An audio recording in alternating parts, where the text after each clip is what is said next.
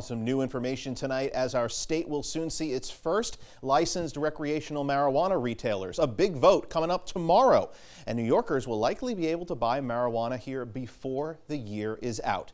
Let's get right out to News 12's Phil Tate. He is in Crown Heights tonight with more details. Phil, there's a lot of moving parts here. What can you tell us? Yeah, well, Kurt, according to the state's Office of Cannabis Management, retail licenses are just on the horizon with a vote expected tomorrow. But for the first set of applicants, a very unique requirement, as those who would like to apply would either have had to have had a marijuana conviction or a family member that had either been convicted or had an offense. Well, tonight I spoke one-on-one with Assemblymember Kenny Burgos, and he tells me that this is just one of the many positives that comes along with legalizing recreational marijuana, and that happened just 1 year ago. Of this policy is not only to give first priority to these equity candidates, but it's also just to make sure that we don't have these mega corporations and these deep pocketed individuals come in and really control the market. The idea is to have these people who are just as involved have first priority, not only to get a license, but first priority to enter and establish themselves in the market.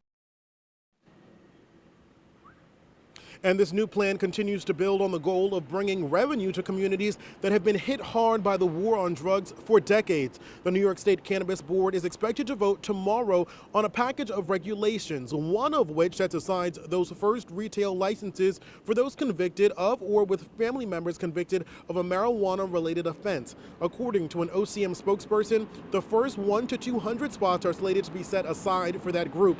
And tonight, I spoke with a social justice advocate who believes this is a good start that will benefit the most vulnerable, giving them a shot in a newly formed industry.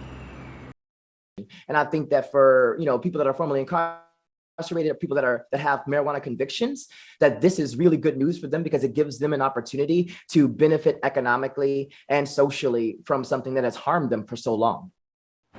Phil, a lot of people have been waiting for this day. Earlier this year, Governor Kathy Hochul proposing funding to support the state's legal marijuana businesses in her state of the state. So what will that money go towards?